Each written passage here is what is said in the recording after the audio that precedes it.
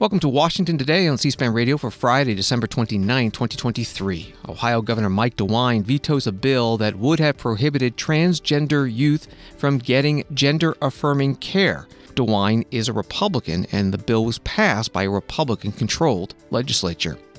Maine Secretary of State Shenna Bellows explains why she decided Thursday night to remove Donald Trump from the presidential primary ballot. We'll also hear from the chair of the Colorado Republican Party, Dave Williams, who is challenging the Colorado Supreme Court's decision to remove Donald Trump from that state's ballot. Google settles a class action lawsuit involving data privacy for people searching online using the incognito mode.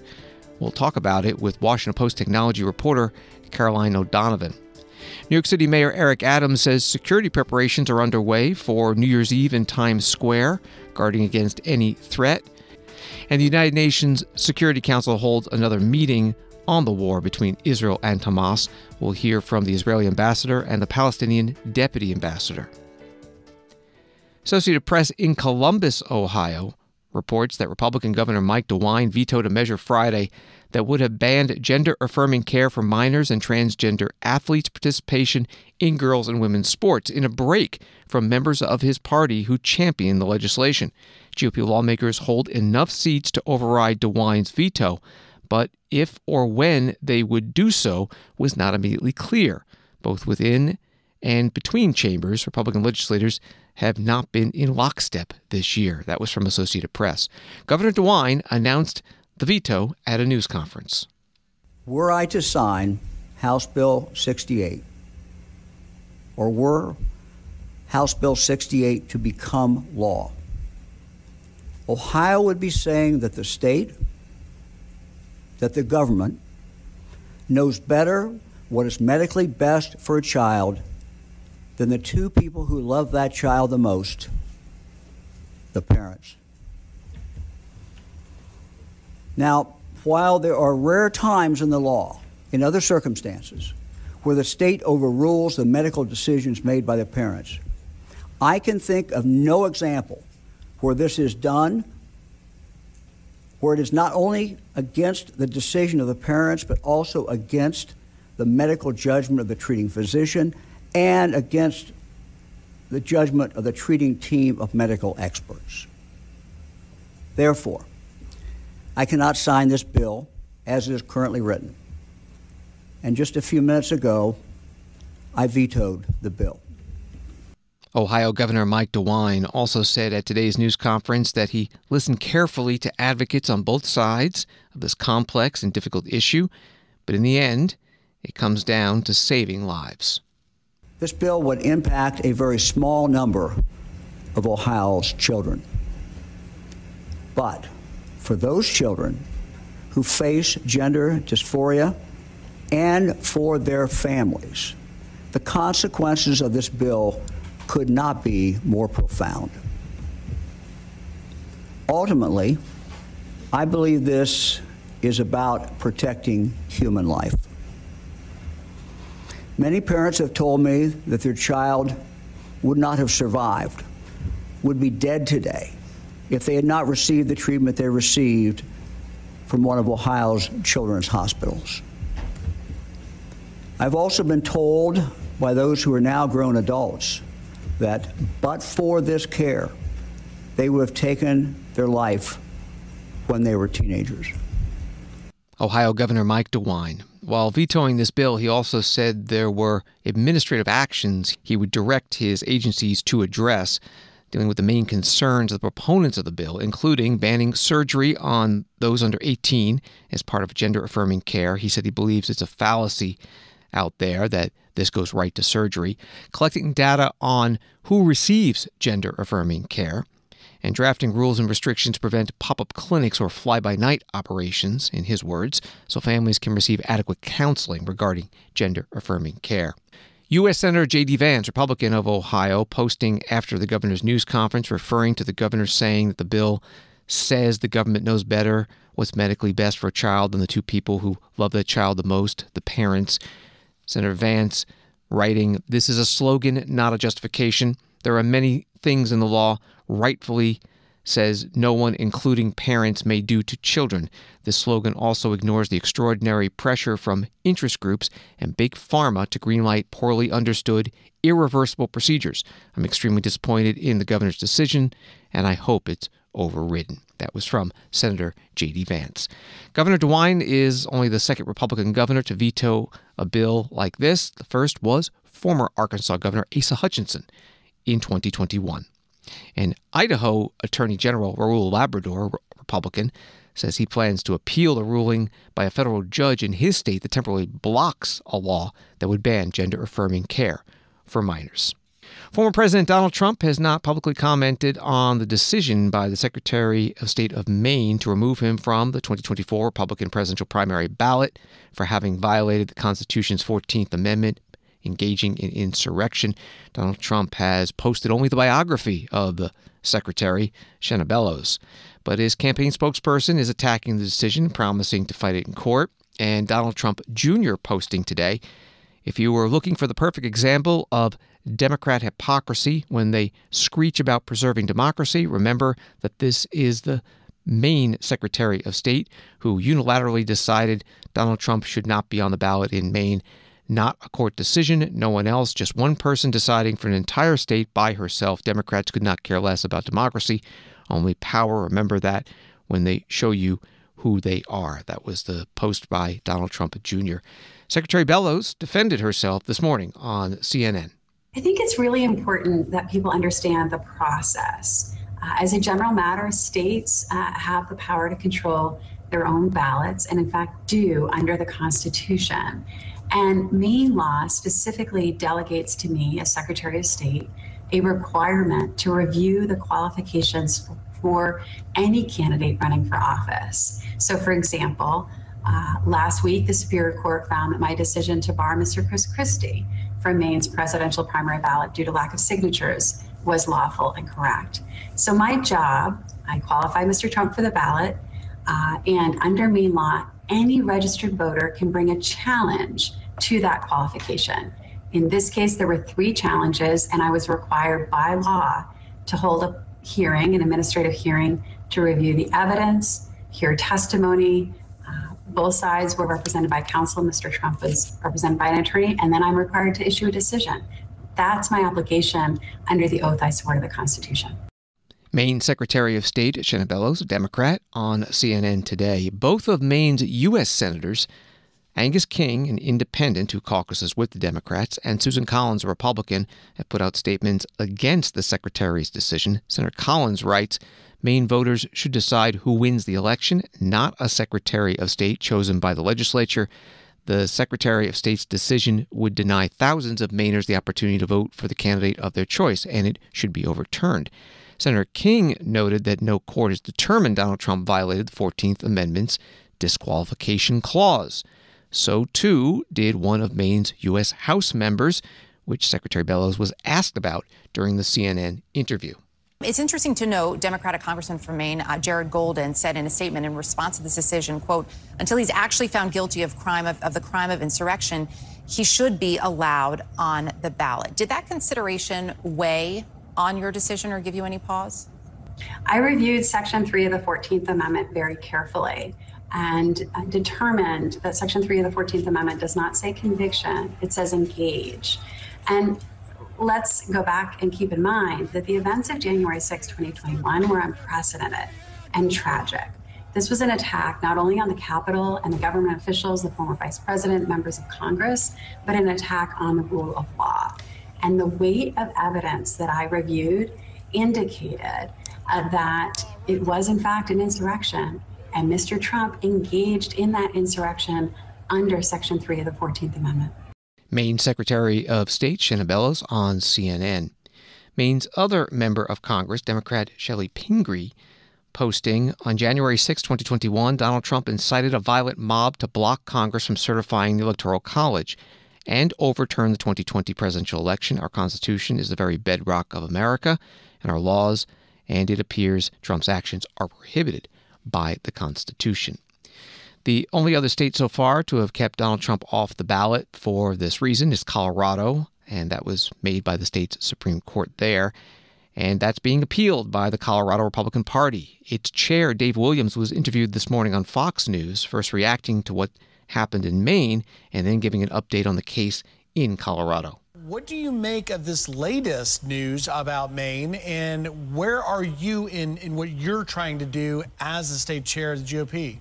You bet. It's very concerning. This is something that we've warned about for some time. We even expressed this possibility in our appeal to the United States Supreme Court, and I'm afraid that other states are going to follow suit if the Supreme Court doesn't step in and overturn this. Right now, what we're doing is we're simply trying to get SCOTUS to grant us cert so that we can have our case heard, hopefully sometime in January, and put this all to bed. When we look at this with your appeal and we look at what the actions that were taken, usually appealing to the Supreme Court means that there's an aggrieved party, someone with standing. Are you appealing on behalf of President Donald Trump, or are you appealing on behalf of voters in Colorado? And can you explain that to us? Yeah, we intervened in this case early on from the beginning, so we are an aggrieved party in our own right. But we're obviously working with Donald Trump's team to coordinate our efforts, and we're going to do whatever we can to support his ability to run as a candidate, but more importantly, our voters' ability to support him in the primary. The Supreme Court doesn't have a whole lot of time here. What kind of timeline are we looking at? What we anticipate is them granting cert sometime in January and even having oral arguments at that point. We're hoping that they can render a decision late January or early February, because our ballots are going to go out about the second week of February in anticipation for the March 5th primary. Colorado Republican Party Chair Dave Williams this morning on Fox News Channel. New York Times has an article about all of these cases. It includes this: lawsuits seeking to remove Mr. Trump from the ballot were filed in about 30 states, but many have been dismissed. There are active lawsuits in 14 states, according to a database maintained by Lawfare, a website about legal and national security issues. Those states are Alaska, Arizona, Nevada, New Jersey, New Mexico, New York, Oregon, South Carolina, Texas, Vermont, Virginia, West Virginia, Wisconsin, and Wyoming. And they note a judge has dismissed the Arizona suit, but the dismissal is being appealed. That was from the New York Times. On Wall Street today, the Dow down 20, NASDAQ down 83, S&P down 13. The headline at WashingtonPost.com, Google settles lawsuit alleging Chrome's incognito mode tracks users. Joining us now on the phone is Washington Post technology reporter Caroline O'Donovan, who wrote that story. Thank you for being with us. What do we know about this case and this settlement? Unfortunately, we don't know too much about the settlement. The case goes back to 2020. It's a class action suit, which actually is part of what makes it kind of interesting, is that almost anyone who used a Google Chrome browser in incognito mode could technically be considered a member of the class, which is why the scope is potentially so enormous, or would have been if it hadn't been settled earlier this week.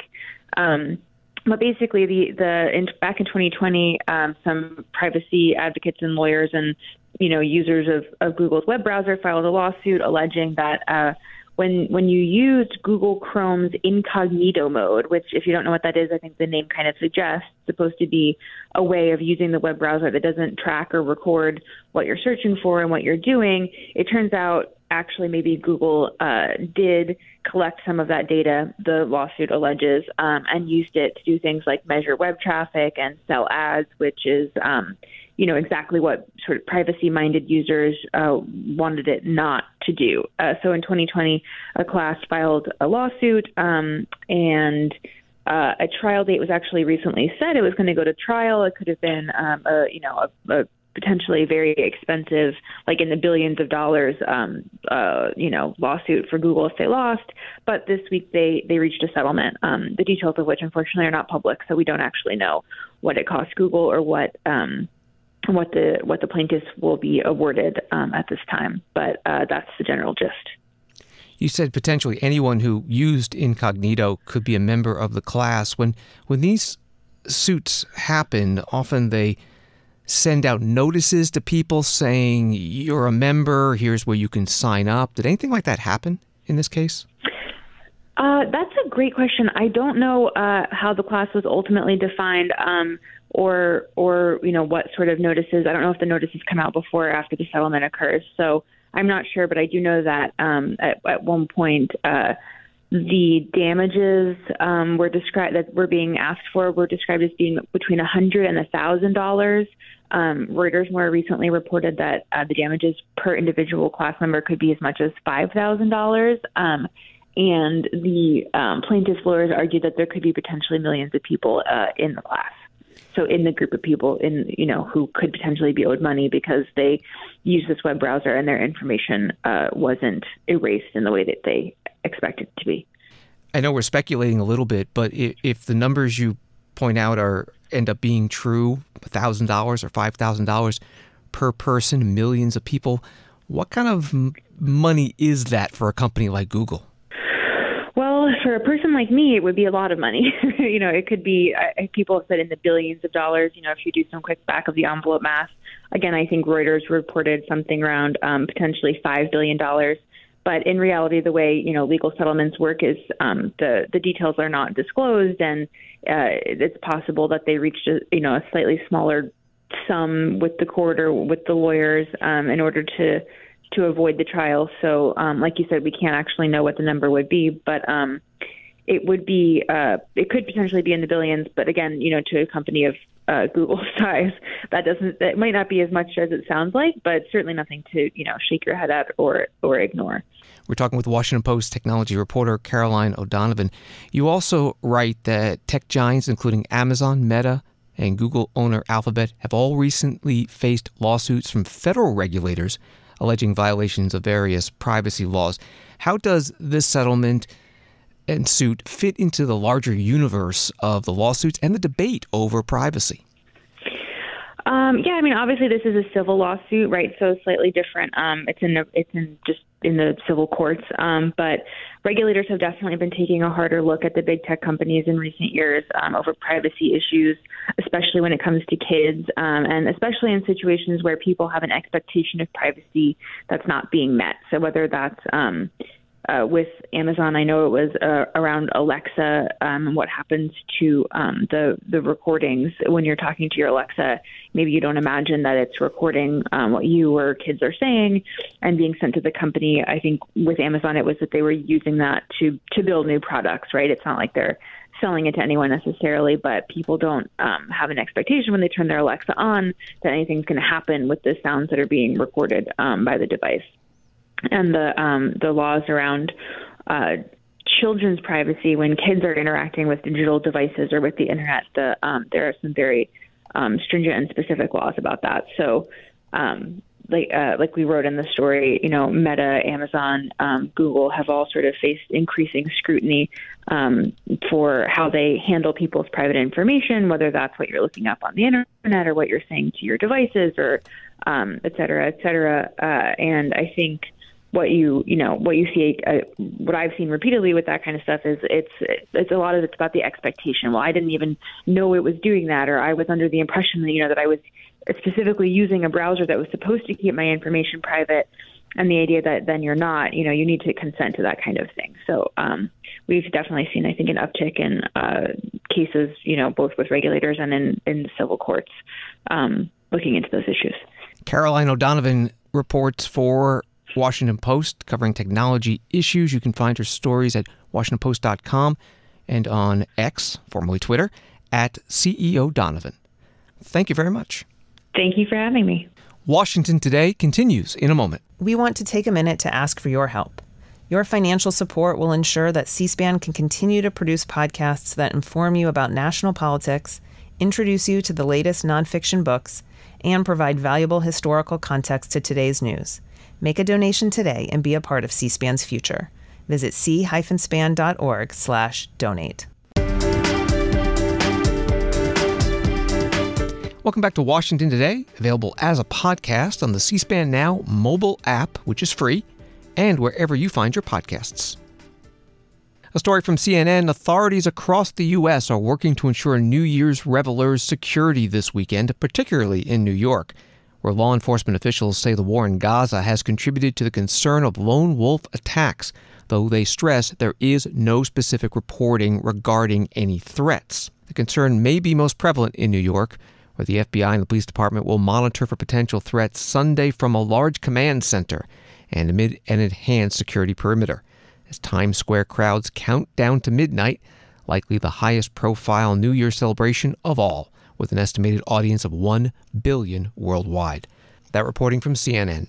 New York City Mayor Eric Adams held a news conference with police today in Times Square. No one does it better than the New York City Police Department in bringing in a new year. Hundreds of thousands of people will be out here lined up, and no matter how often we see it, you never get used to it. The excitement remains over and over again, and we are really looking forward to bringing in 2024 here in Times Square. I want to thank the team, the entire DOT, NYPD, FDNY, and, the Times Square Alliance. This is their show. This is their Super Bowl. This is their opportunity to show what they do best. When the lights are on Broadway, the lights are on in New York City, and the lights are on in America. This is America's city, and we are proud to host this major event. Every year, thousands of people come here, and they enjoy themselves, and we only have one ask. Spend as much money as possible. Leave all that money right here in New York City. And we want everyone to have a great time. We want everyone to follow the rules. We want to make sure that we continue to move in the right direction. In this city, crime is down and jobs are up. We are trending in a direction that we committed and promised ourselves that we were going to do 2 years ago when this administration came into place. New York City Mayor Eric Adams, a Democrat, he went on to describe in more detail the security preparations for New Year's Eve. We have major events going on at one time in this city, and with the collaboration of all of our agencies and organizations, we get it right and we do it right all the time. And this includes Patrol Service Bureau, South Transit Bureau, Intelligence and Counterterrorism Bureau, and the Special Operation Division. We will be out here with our canines, our horsebacks, our drones, our helicopters, our boats. The full complement of our public safety apparatus will be on display. Now, we're urging everyone, if you are here for the first time, you're not going to drive during this weekend. Public transportation is open. We are really encouraging everyone to use mass transit, and there's certain items you cannot bring into the safety zone, like large backpacks and alcoholic beverage are strictly prohibited. So please check before coming in so you won't be turned away. We'll find out the best routes to come in and the best time to be here. We know some folks line up early in the day and remain here throughout the day. More power to you. And we really love your enthusiasm, and we encourage you to have a lot of fun this weekend. New York City Mayor Eric Adams, a news conference with the police department at Times Square. A story from CBS New York writes that on New Year's Eve in Times Square, during the celebration, 3,000 pounds of confetti will be released at midnight. The confetti will contain thousands of wishes from people who submitted them at the New Year's Eve wishing wall. In preparation for the big drop, officials from the Times Square Alliance and Countdown Entertainment held a test run at 11 a.m. in front of Planet Fitness at Broadway Plaza. The article goes on, it may seem silly to be so serious about small strips of paper blowing in the wind, but it's one of the most important parts of the night, so the Times Square team has to get it right. There are a number of factors to consider, from wind speed to the right-sized grab from the bag. Despite what some might think, the confetti doesn't shoot out of machines. It's hand-tossed, like pizza. Reporting from CBS New York. Now to the war between Israel and Hamas. Associated Press reports that for the second time this month, the Biden administration is bypassing Congress to approve an emergency weapons sale to Israel, as Israel continues to prosecute its war against Hamas in Gaza under increasing international criticism. The State Department said Friday that Secretary of State Antony Blinken had told Congress that he had made a second emergency determination covering a $147.5 million sale for equipment, including fuses, charges, and primers that is needed to make the 155mm shells that Israel has already purchased function. The United Nations Security Council held a meeting today looking specifically at West Bank Israeli settler violence. Assistant Secretary General for the Middle East told the ambassadors that over 300 Palestinians and nearly 80 children have been killed in the occupied West Bank since October 7th. The Israeli ambassador, Gilad Erdan, objected to this being the focus of the meeting. Why, when it comes to innocent Israeli civilians being targeted in northern Israel every day by Hezbollah, Hamas, and other Palestinian organizations, is this council silent? Why have you not condemned the rocket fire from Lebanon, Syria, and Yemen? The situation in northern Israel is reaching a point of no return. Every day, innocent Israelis are under attack. If these attacks persist, Israel will ensure these acts of terror stop.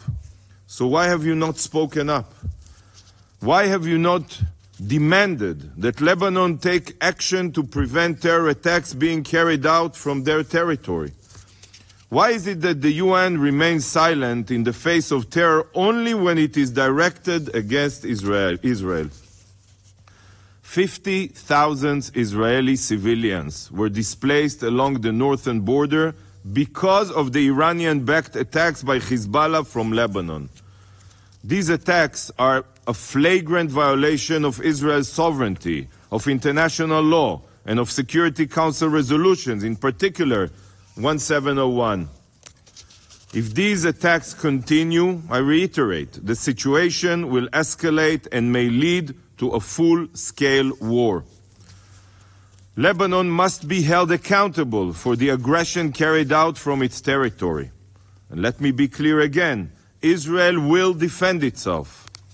I have warned this council countless times, sent letters, but instead of discussing this clear and present threat to security of the Middle East, we are here again discussing a marginal issue which is a result of the conflict, but not its root cause.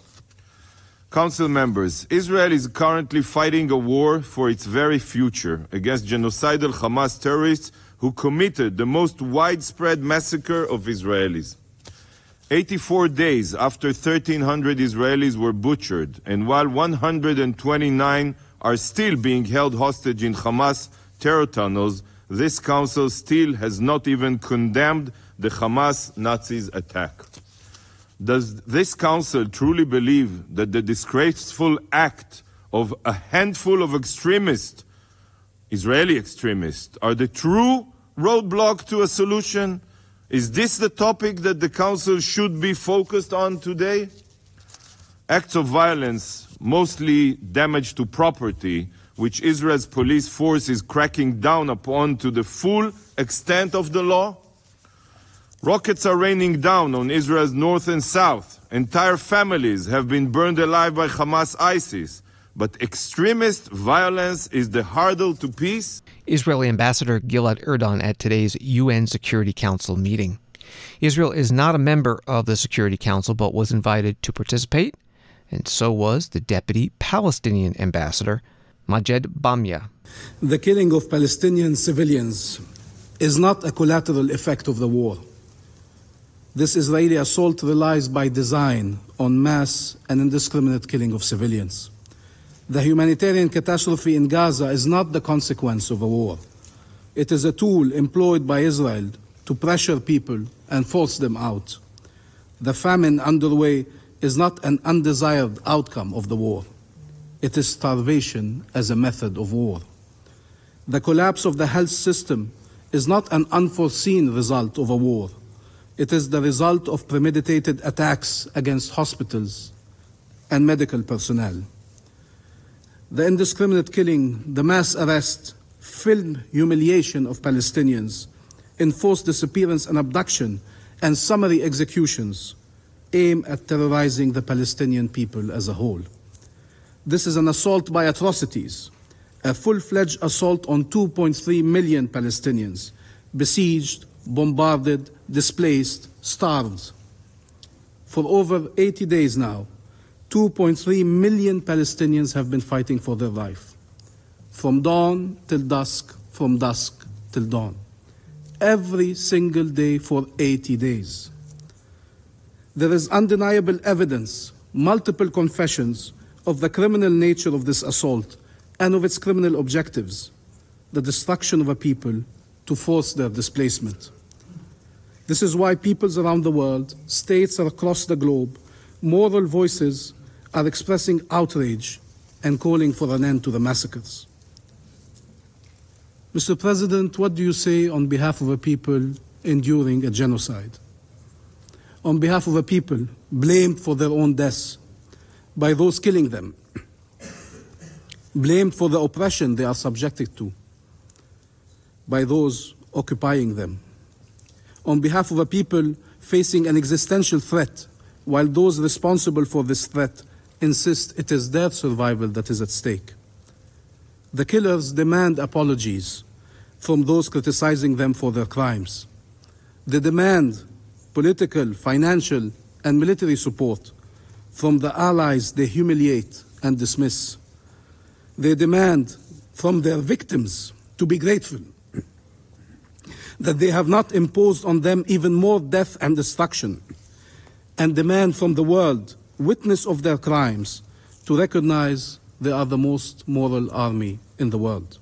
Majed Bamya, Deputy Ambassador of the Palestinian non-member observer state to the United Nations, at today's Security Council meeting in New York City.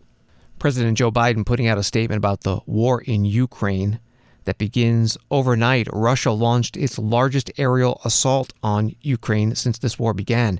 This massive bombardment used drones and missiles, including missiles with hypersonic capability, to strike cities and civilian infrastructure all across Ukraine. Strikes reportedly hit a maternity hospital, a shopping mall, and residential areas, killing innocent people and injuring dozens more.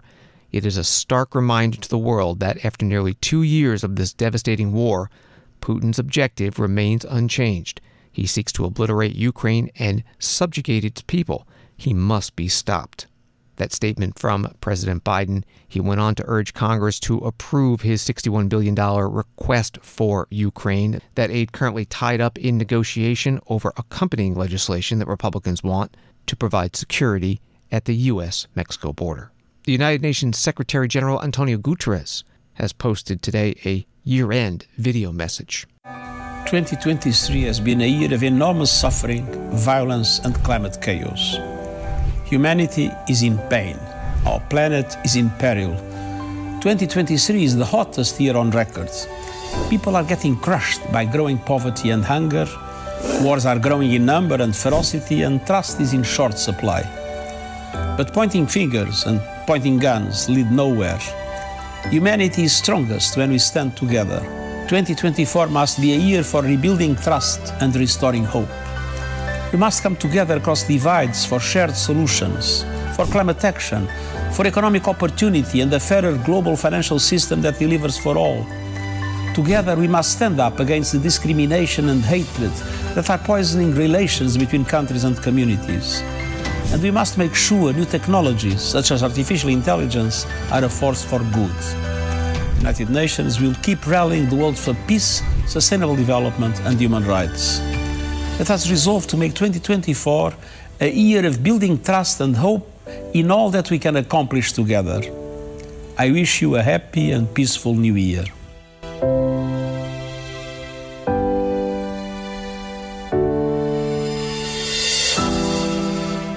UN Secretary General Antonio Guterres in a video. This is Washington Today. As we close out the year, a bipartisan celebration in the U.S. Congress for the Congressional App Challenge, a district-by-district computer science and STEM competition. The Republican and Democratic co-chairs posting this video. Hi, I'm Congressman Zach Nunn. And I'm Congressman Ted Lieu. We're the co-chairs of the Congressional App Challenge, Congress's official STEM competition for students. Thank you to all the student participants of the 2023 Congressional App Challenge. Your submissions were truly impressive. We saw unique and creative ideas that showcased your talent. The 2023 App Challenge ended on November 1st, and we have some updates to share about this year's competition. This year, we broke all previously held records for the Congressional App Challenge. 374 members of the House of Representatives participated in the program, covering 85% of congressional districts across all 50 states. Over 11,000 students created 3,645 apps. And here's something amazing. 2/3 of those apps were designed for civic engagement and social good. We also want to highlight that 25% of the apps incorporated artificial intelligence in their creation. It's a significant leap into the future of technological development. Through your hard work and participation, you're helping to build a domestic pipeline of STEM talent nationwide. And here's the big news. Winners of this year's Congressional App Challenge are cordially invited to the House of Representatives for a reception on April 10th and 11th, 2024, known as the House of Code. If you're a student watching this and feeling inspired, you can pre-register for next year's App Challenge now at congressionalappchallenge.us. Thank you again to all the students who made this year's challenge a success. Your talent is shaping the future of technology, and we can't wait to see what you'll create next. Keep coding, and we'll see you at the House of Code. Members of Congress Zach Nunn, Republican of Iowa, and Ted Lieu, Democrat of California, in a video. The Congressional App Challenge website says in the first 7 years of the challenge has inspired over 40,000 students across all 50 states to code for Congress. Thanks for listening to Washington Today. Sign up for C-SPAN's evening newsletter Word for Word and get the stories making headlines in Washington emailed to you every day. It is free. Subscribe at cspan.org/connect. And a programming note, there will not be a Washington Today on New Year's Day, Monday, January 1st. We're back Tuesday, January 2nd at 5 p.m. and 9 p.m. Eastern, and always as a podcast. Have a good night, a good weekend, and Happy New Year.